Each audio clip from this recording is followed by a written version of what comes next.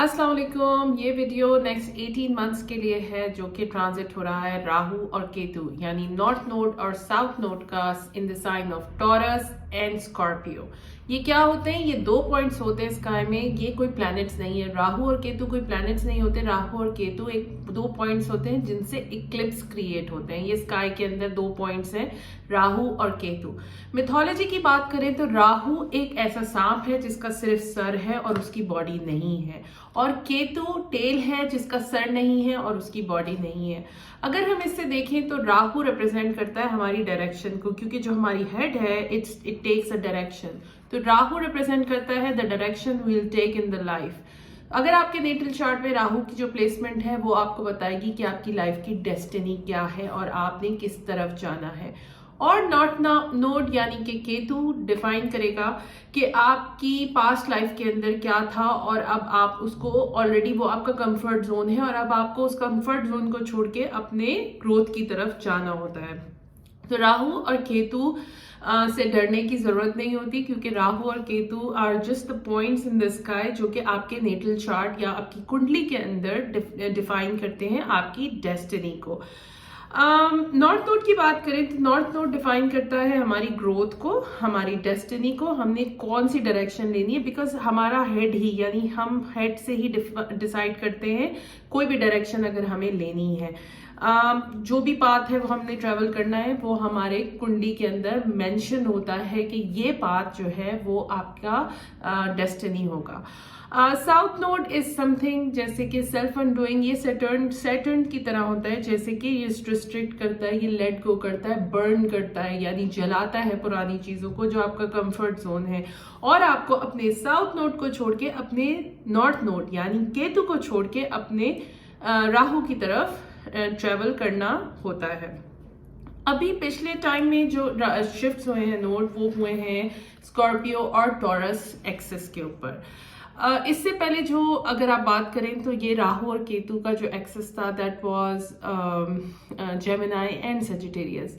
Gemini और Sagittarius represent करते हैं ट्रैवलिंग को, आपके बिलीव्स को, हायर बिलीव्स को, ट्रैवलिंग को, जस्टिस को। तो आपने देखा होगा कि उस टाइम के अंदर जब राहु और केतु उस एक्सिस के ऊपर ट्रैवल कर रहे थे तो ब्लैक लाइव्स मैटर आया और बहुत ज़्यादा मल्टी कल्चरल सिचुएशन थी, ट्रैवल के ऊपर बैन हुआ। बहुत ज़्यादा मीडिया इश्यूज भी आपको देखने को मिले कि आपको नहीं पता था कि आपने किस मीडिया को ट्रस्ट करना है या नहीं करना है। बहुत ज़्यादा आइडियोलॉजिकल वॉर्स भी हो रही थी कि अभी रेसिज्म को ख़त्म करना है, कौन सी जो कम्युनिटी है हम उसको फॉलो करें या नहीं करें। तो all those things were Gemini and Aquarius related. मगर अब जो है वो राहु और केतु यानी नॉर्थ नोड और साउथ नोड मूव कर गए हैं sign of Taurus and Scorpio. Taurus जो है वो स्टेबिलिटी की बात करता है। Taurus is about money, the financial system. Scorpio बात करता है ट्रांसफॉर्मेशन, पुरानी चीज़ों को छोड़ के नई चीज़ों की तरफ जाने को।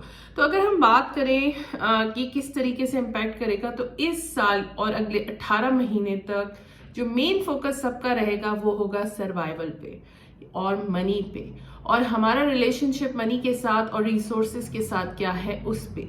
हमारे जो अगर हम बात करें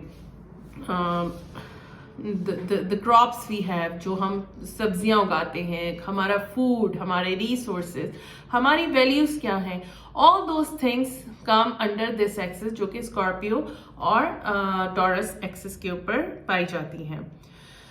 इस साल आपको फील होगा जहां नॉर्थ नोड, जहां भी नेटल चार्ट में आपका नॉर्थ नोड है वहां पे आप चेक करें कि टॉरस के किस हाउस के अंदर या किस घर के अंदर टॉरस फॉल करता है, और आप देखें कि वहां पे आपको बहुत ज्यादा कॉलिंग फील होगी। यानी आप थोड़ी आपको महसूस होगा कि आपको उस एरिया के अंदर चेंज लाने की ज़रूरत है और आपको उस एरिया में स्टेबल होने की यानी कि स्टेबलाइज होने की ज़रूरत है, और उसके ऑपोजिट एरिया के अंदर पुरानी चीज़ों को आपको लेट गो या रिलीज करना होगा। इस साल अगर हम बहुत ज़्यादा कलेक्टिव लेवल पे देखें तो बहुत ज़्यादा चेंजेस आएंगे, ट्रांसफॉर्मेशंस आएंगी in terms of money. Old structures यानी banking systems, the way how we invest money, हम कैसे पैसों के साथ, हमारा रिश्ता क्या है, हम पैसे को किस तरीके से देखते हैं, क्या हम इसको as a means of resource देखते हैं, हम पैसे से हमारा ताल्लुक क्या है, फियर का रिलेशनशिप है हमारा, या हमारा रिलेशनशिप सिर्फ जितनी ज़रूरत है उतने का है, या हमें ज़्यादा से ज़्यादा चाहिए। तो all these things will come under scrutiny, यानी कि हम उसके ऊपर गौर करना शुरू कर देंगे। हम देखेंगे कि हमने किस तरीके से पैसे को इन्वेस्ट करना है, पैसे को खर्च करना है या नहीं करना है, पार्टनरशिप करनी है या नहीं करनी है, ये सारी चीजें इस साल का फोकस रहेंगी। आई सी कि मार्च के बाद ये थोड़ा एडवेंचर स्टार्ट होगा और आप देखेंगे बहुत ज़्यादा इंटरेस्टिंग ईयर भी होगा, क्योंकि इस टॉरस के ऊपर ऑलरेडी टॉरस के अंदर यूरेनस मौजूद है। तो यूरेनस की मौजूदगी के अंदर ये होता है कि तमाम इट्स बेसिकली बहुत ज़्यादा ट्रांसफॉर्मेशन आती है और बहुत जल्दी आती है कि आपको संभलने का मौका नहीं मिलता, और थोड़ा वॉलेटिलिटी भी होती है। ऐसा होता है कि एकदम से चीज़ें चेंज हो गई, ट्रांसफॉर्म हो गई, और with in a fraction of a second आप देखते हैं कि आज रात को कुछ और मार्केट थी और सुबह उठे तो कुछ और मार्केट हो गई। तो इस साल मैं देखती हूँ कि जो मनी मार्केट्स हैं उसके अंदर बहुत ज़्यादा अप्स एंड डाउन्स आ सकते हैं, वॉलेटिलिटी आ सकती है, क्रिप्टो करेंसी एकदम से ऊपर जा सकती है, नीचे आ सकती है, कंट्रोल्स आ सकते हैं क्रिप्टो करेंसी के ऊपर अगर आप देखें, और आपका जो आपकी नीड्स हैं और स्टेबिलिटी है वो डिस्टर्ब हो सकती है। मगर इसका मतलब ये नहीं है कि इस हमेशा बुरे के लिए होगा। जो पुरानी चीज़ें ख़त्म होंगी वो ही नई चीज़ों को स्टार्ट करती हैं। तो ये साल बिल्कुल चेंजेस का ईयर है। तो अगर आपको एक तरीका है जिससे आप कंफर्टेबल हैं चीज़ें करने से और आप उसको लेट गो नहीं करेंगे तो आपके लिए मुश्किल हो सकती है। तो इट्स बेटर कि आप खुद से देखें कि आप किन किन एरियाज में खुद से चेंज ला सकते हैं, और अगर ला सकते हैं तो कोशिश करें कि उन चीज़ों के ऊपर ऑलरेडी वर्क स्टार्ट कर दें। ये नहीं हो कि बाहर की कोई फोर्स आके आपको फोर्स करे कि आपने अपने चेंजेस करने हैं चीज़ों को लेके। तमाम साइंस के ऊपर डिस्कस करेंगे। अभी हम तो बात कर लेते हैं एक्सेस की, और मैं बताऊंगी कि क्या क्या एरियाज आपके इम्पैक्ट होंगे। मगर इससे पहले मैं ये कहना चाहूंगी कि प्लीज प्लीज प्लीज अपना असेंडेंट साइन मालूम करें। अगर आपको नहीं पता असेंडेंट साइन कैसे मालूम करते हैं तो मेरा एक वीडियो है जिसमें जाके आप देख सकते हैं कि असेंडेंट साइन कैसे मालूम कर सकते हैं, क्योंकि नॉर्थ नोड और साउथ नोड आपके असेंडेंट से बहुत ज़्यादा जो है वो इम्पैक्ट करती हैं। उसके ही साइन के ऊपर आपको प्रैक्टिकलिटी में आपको रिजल्ट्स नजर आएंगे। एरीज असेंडेंट के जो एक्सेस है वो इम्पैक्ट हो रहा है उनका 2nd और 8th हाउस, जो कि ऑलरेडी ही एक्सेस है टॉरस और स्कॉर्पियो का। ठीक है, तो टॉरस और स्कॉर्पियो के एक्सेस की बात करें तो एरीज को इस साल जो उनके साइकोलॉजिकल चेंजेस आ रहे होंगे उसमें ईज अप होने में बहुत आसानी होगी। हालांकि एरीज को देखा जाए तो वो they are not very okay with changing things, थोड़े से स्टबर्न होते हैं, लेकिन इस साल वो थोड़े कंफर्टेबल होंगे। उनकी इनकम, उनकी वैल्यूज, उनके जो भी the way they make themself feel comfortable, वो चीज़ें भी चेंज होंगी। और जिस तरीके से वो पहले पैसे खर्च करते थे शायद इस दफ़ा वो उसका थोड़ा डिफरेंट तरीके से पैसे खर्च करें, थोड़ा सोच समझ के करें। और मैं इस टाइम पे कहूँगी कि कोशिश करें कि इंडिपेंडेंट रहें, दूसरों पे बहुत ज़्यादा रिलाई नहीं करें। दिस वुड और इस टाइम में उनकी सेल्फ वैल्यू और सेल्फ एस्टीम भी बहुत ज़्यादा बढ़ेगी। टॉरस की बात की जाए, टॉरस असेंडेंट की, तो 1st और 7th house big time. Taurus आपके लिए ये साल बहुत चेंजेस का है, क्योंकि सारे क्लिप्सेस भी आप ही के एक्सेस पे हो रहे होंगे। आई वुड रिकमेंड कि ये टाइम है आपका रिलेशनशिप जोन एक्टिवेट होगा। जो पुराने रिलेशनशिप जिन्होंने अपना टाइम पूरा कर लिया है शायद अब वो ख़त्म हो जाए, और ये टाइम होएगा कि आपको, मैं रिकमेंड करना चाहूँगी कि ये देखें कि आपको अपनी लाइफ में क्या चाहिए, like what makes you happy, rather than कि बाकी लोग क्या सोच रहे हैं, क्या चाह रहे हैं। और ये टाइम है कि आप अपना यूनिक मार्क इस दुनिया के ऊपर जो है वो छोड़ सकते हैं। जेमिनाई की बात करें तो सॉरी, जेमिनाई का 12th और 6th हाउस एक्सेस एक्टिव हो रहा है, जिसके अंदर 12th हाउस होता है हमारा सबकॉन्शियस माइंड और 6th हाउस होता है हमारा डेली रूटीन, हमारी health and all those things. तो ऐसा हो सकता है कि ये एक इमोशनल रेन्यूअल का टाइम है। आप इमोशनली शायद बहुत सारे पुराने वुंड्स आपको नजर आए दोबारा से, शायद बचपन का ट्रॉमा कुछ ट्रिगर हो, लेकिन ये टाइम होगा कि आप उस ट्रॉमा के ऊपर काम करें और आप उसको जो है वो अच्छे तरीके से हैंडल करें और उन सिचुएशंस को दोबारा से रन करके आप अपने आप को पीस में ला सकते हैं। और ये टाइम है कि आप अच्छे तरीके से अपनी हैबिट्स या रिचुअल्स को भी इंट्रोड्यूस करा सकते हैं। कैंसर के लिए 11th और 5th हाउस है, so 11th house is your social house. So Cancer, get ready to be social. आपको इस एरिया में बहुत ज़्यादा ग्रोथ मिलेगी, आपका नेटवर्क बढ़ेगा, आपको बहुत ज़्यादा जो है वो जो है एक्सपोजर भी मिल सकता है और आपको राइट काइंड ऑफ नेटवर्क भी मिल सकता है। मगर एट द सेम टाइम जो लोग आपकी मेंटल हेल्थ को इफेक्ट करते हैं या आपकी डेली जो क्रिएटिविटी है उसको इम्पैक्ट करते हैं, उनसे मैं कहूँगी कि उनको जाने दें, दूर रहें उनसे। ज़रूरी नहीं होता कि अगर आज आपको कोई शख्स खुश रख रहा है तो कल भी वो शख्स खुश रख रहा हो, क्योंकि हम एक दूसरे को आउटग्रो करते जा रहे हैं। तो कोशिश करें कि अपनी मेंटल हेल्थ के ऊपर फोकस करें। लियो के 10th और 4th हाउस में very very very important in terms of career and your house life. बात करें लियो की तो ये आपका करियर का year, not only year but 18 months आपके करियर के अंदर बहुत ज़्यादा पावर लाएंगे, रिकग्निशन लाएंगे, आपकी ग्रोथ हो सकती है, आपको शायद जो आप चाह रहे थे प्रमोशन वो हो सकती है। इस टाइम के ऊपर आपको मैं एक मशवरा दूंगी कि आप सपोर्टिव हों, लेकिन आप प्लीज सेक्रीफाइस ना करें, क्योंकि अक्सर ऐसा होता है कि हम सपोर्टिव होने के चक्कर में सेक्रीफाइस करते हैं, जिससे हमारी अपनी सेल्फ ग्रोथ नहीं होती। एट द सेम टाइम पुरानी जो आपके हाउस रिलेटेड स्टफ है या कोई पुरानी प्रॉपर्टी है, आप उसको भी छोड़ सकते हैं, मूव आउट हो सकते हैं अपने इस घर से दूसरे घर में, ये भी हो सकता है। वर्गो का जो एक्सेस एक्टिव हो रहा है वो 9th and 3rd है। आई वुड से कि ये साल आपके लिए नया माइंडसेट लेकर आएगा, क्योंकि 3rd house is your lower mind, like आपके जो बिलीव्स हैं, जो आपकी कम्युनिकेशन है। Get ready to have more phone calls, बहुत ज़्यादा कॉल्स होंगी, और आप का जो है ट्रैवलिंग से रिलेटेड भी छोटे छोटे ट्रैवलिंग ट्रिप्स भी आपके आ सकते हैं, और आप न्यू प्लेसेस पे जाके एक्सपेंशन करें। जिन जगहों पे आप ऑलरेडी जा चुके हैं उन जगहों को अब आप छोड़ें और अब आप नई जगह जाके एक्सप्लोर करें, जिससे आपकी बहुत ज़्यादा लर्निंग होगी। लीब्रा का 8th और 2nd हाउस एक्टिव हो रहा है, तो ये एक वेकअप कॉल है लीब्राज आप लोगों के लिए, क्योंकि ये टाइम है कि आपकी सेल्फ एस्टीम ऊपर जाने का टाइम है। ये टाइम है जिसमें आप अपने आप को वैल्यू देंगे, क्योंकि Libra usually tend to give value to other over themself. तो ये टाइम होगा कि आपको ग्रेट एम्पावरमेंट मिलेगी, आपकी साइकोलॉजिकल ट्रांसफॉर्मेशन वेरी क्विक हो रही होगी।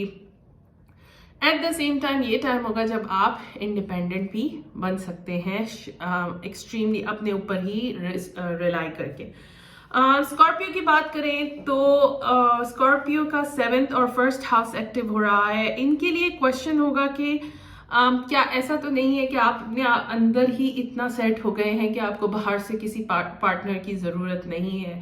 आस्क योरसेल्फ, कहीं ऐसा तो नहीं है कि आप किसी पार्टनर के लिए रूम ही नहीं छोड़ते अपनी लाइफ में। तो क्वेश्चन करें अपने आप से, और आप क्या वो पार्टनर चाहिए भी या नहीं चाहिए।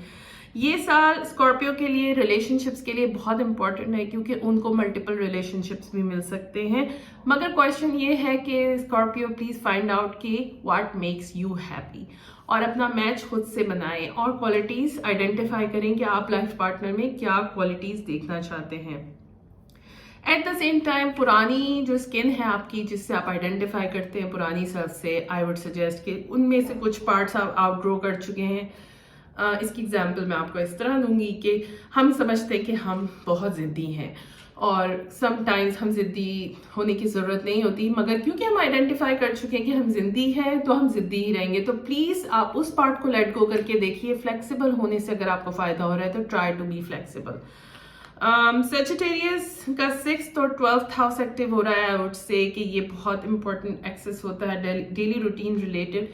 ऐसा हो सकता है कि उनका डेली रूटीन बड़े वर्क प्लेस, वर्क स्पेस ज़्यादा हो सकती है, आपका हेल्थ रूटीन नया आ सकता है, मगर एट द सेम टाइम आपके अनप्रोसेस्ड इमोशन भी ट्रिगर हो सकते हैं। और ये बहुत अच्छा टाइम है कि आप उन इमोशंस को किसी थेरेपिस्ट के साथ या किसी एस्ट्रोलॉजिस्ट के साथ प्रोसेस कर सकते हैं। आप एक दफ़ा इस सबकॉन्शियस ब्लॉक्स के ऊपर काम कर लें तो आप लिबरेटेड फील करेंगे, फ्रीडम मिलेगा, और आपको लगेगा कि आप बिल्कुल हल्के और इजी हो गए हैं। It's easy for you to get through. Capricorn का 5th और 11th एक्टिव हो रहा है, which is 5th house is your romantic partnerships, your hobbies, your creativity. 11th house is your social network. ये टाइम है कि आपको जो है बहुत ज्यादा थ्रिल मिलेगा, फन मिलेगा. Capricorns usually don't like to have this type of fun, मगर ये टाइम आपके फन का है. और ये टाइम ऐसा होगा कि आप, जरूरी नहीं है कि हर चीज को मोनेटाइज किया जाए या पैसे बनाए जाए उससे. तो कैप्रिकॉर्न को मैं कहूंगी कि go let yourself loose, activities करें और लेट गो करें जो आपका पुराना सर्कल है. तो हो सकता है कि आपका कोई बोरिंग किस्म का सर्कल हो जिससे भी आपको कोई फायदा नहीं हो रहा, तो थोड़ा सा उसको टाइम ब्रेक दें और थोड़ी फन एक्टिविटीज में इन्वेस्ट करें अपने आप को. That will give you very good lifestyle, good peace and all those things. Sorry. Aquarius का 4th और 10th हाउस एक्टिव है, which is your career and your house, which is very very important. इन दोनों के बीच में हमेशा conflict चल रहा होता है क्योंकि बहुत सारे लोग इसको बैलेंस करना नहीं सीख रहे होते. ये टाइम है एक्वेरियस, आप अपने घर को जन्नत बना सकते हैं. आपको बहुत ज्यादा खुशी, सुकून मिल सकता है वहां पे. आप अपने आप को नर्चर कर सकते हैं. और ऑल्सो ये हो सकता है कि आप दूसरे तरीके से आपको पेमेंट हो रही हो, you get paid in a different way. Like हो सकता है वर्क फ्रॉम होम से आपको पेमेंट मिल रही हो. So this is one thing which is possible. For Pisces this is 3rd and 9th house. 3rd and 9th house is your communication. Usually Pisces are always busy in their own head, in their own thought process, और वो एकदम trigger होके communicate नहीं करते और एकदम से emotion release कर देते हैं. तो ये वो टाइम होगा कि आपको अपने ऊपर बेहतर कंट्रोल होगा, आपकी कम्युनिकेशन बेहतर होगी और आप अपनी बात दूसरों से बेहतर समझा सकते हैं. और आप अपनी जो कम्युनिकेशन स्किल्स के समझे या मास्टर क्लास है आपके लिए, और आप अपने जज्बात को और अपनी बात को किस तरीके से कम्युनिकेट कर सकते हैं, ये उसके लिए बड़ी जबरदस्त टाइम है. आई वुड सजेस्ट कि पाइसीज आप इस दफा राइटिंग के लिए कुछ जर्नल राइटिंग का काम करें, सो दैट आपको पता हो कि आपकी प्रोसेस क्या हो रही है, आपकी थॉट्स किस तरीके से प्रोसेस हो रही हैं. तो ये अपडेट थी तमाम साइंस के लिए. This was very important for me to come out, और ये मैं इन्फॉर्मेशन आप लोगों को देखती. अगर आपको ये वीडियो समझ में आया, पसंद आया, तो प्लीज इसको लाइक करें, सब्सक्राइब करें मेरे चैनल को, और आप अपने दोस्तों के साथ भी शेयर कर सकते हैं. And for personal reading you can reach out to me at Sumera Farooq on Instagram. Thank you so much and I wish you best of luck.